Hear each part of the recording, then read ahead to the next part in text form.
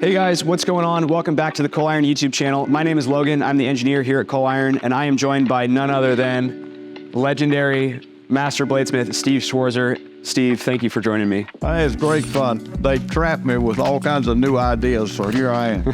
Steve has been a personal mentor of mine for a few years now and is universally known as the Damascus Wizard.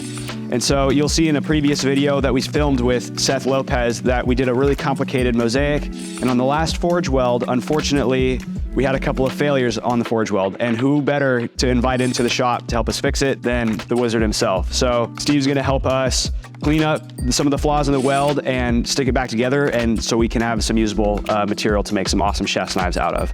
Yeah, we're just gonna hop right into it and get rolling on this billet. Well, I've got a little bit of an advantage. Why is that?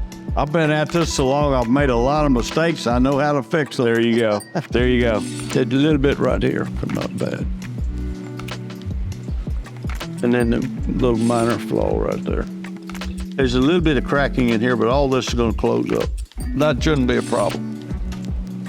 All righty, let's get to it. All right.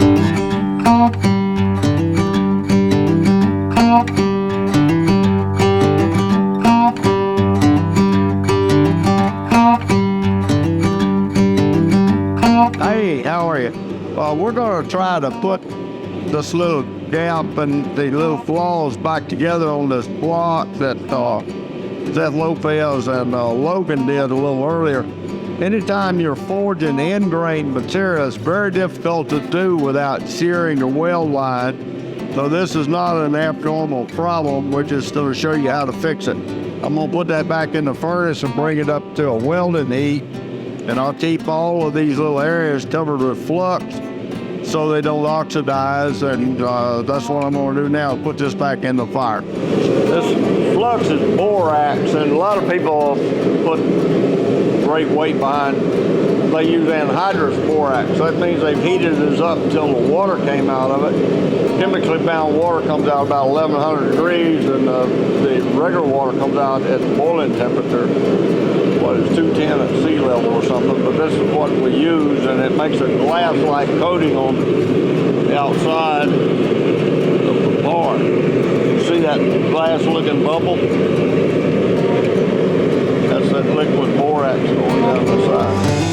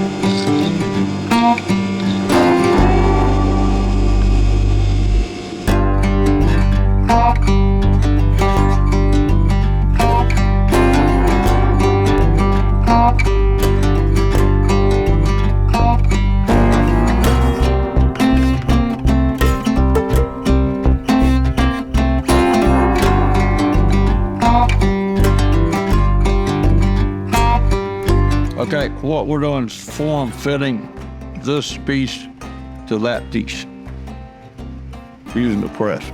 Fold them.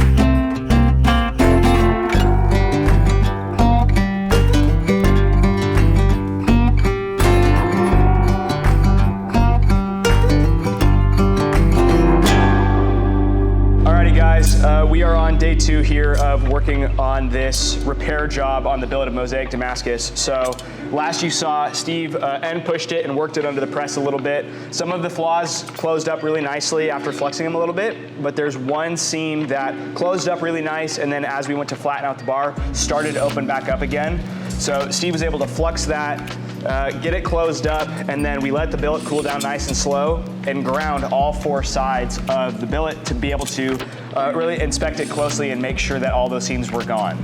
So once we got that all cleaned up, we found that that one seam that was giving us trouble still has a really hairline crack that we couldn't tell if it's a flaw or if it's just a fresh forge weld. And so we decided to be extra safe and cut 4 side plates for the billet that we cold formed to the shape, kind of the oblong shape of the piece of Damascus, and then welded it on. So basically, we have a form-fitted canister that's sealed on all 4 sides, just to, once we forge weld that to the steel, that will provide an extra 1/4 inch of material around those welds and basically put those welds on the inside of the canister, and just gives it structural material to support it and hold it together as we continue to work the material. We're just gonna massage it around a little bit, upset it, and give it time for those welds to hold hands a little bit stronger. I've used this technique several times to save projects, and what happens is the outside or the sacrificial material mechanically and what's the other Chemically. word? Chemically. It gets an electron. Anyway, it bites the surface, and it allows you to work that end grain a lot more efficiently without shearing. So that's why we do that. So yeah, so we're gonna get the forge lit back up, throw this thing in there, and just work it around and let it soak at temperature for a nice long while, and upset it a little bit and just kind of massage it around and get those welds to fully bond. And then hopefully we'll be able to machine and grind the rest of that mild steel canister off and have a totally homogeneous piece of steel that we can then turn into something awesome. So we're gonna get the forge lit and get to it. Right on.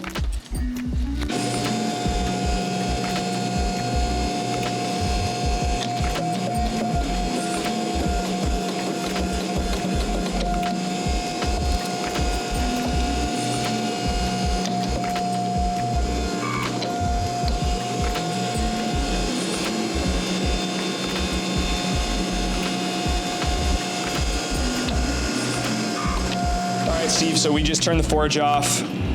How do you feel that went? I think it went well, very well. I've done this more than once, as I've told you many times. It makes me feel better to tell you that. But the way this stuff is captured, I learned a long time ago that if you use sacrificial material, you can make end grain weld. Now what I did with this is we trapped the structure. We got it pushed back together and welded before we put the scab plates on.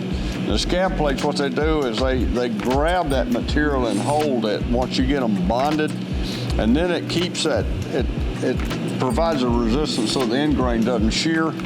It's just like putting a metal band around a cutting board that's all end grain. That's the reason they do that, is to contain it. Or you've seen those big rawhide mallets, they got rawhide ends on it. They got a containment. So what we did is put a containment on it so we could physically forge it. And I think we have great success. When you open it up, you're gonna be happy. Or you're gonna be calling me going, I told you so. Awesome. Well, guys, thank you so much for watching. I hope you learned something about getting to the end of your mosaics and, you know, hopefully redeeming maybe a failed project. So, Steve, thank you so much for helping us fix our mistake. Come back next week for a brand new show. Oh, yeah. And we will catch you guys on the next video here on the Coal Iron Channel. We'll talk to you soon. Great fun. At the end of this, we're gonna leave. See ya. Out.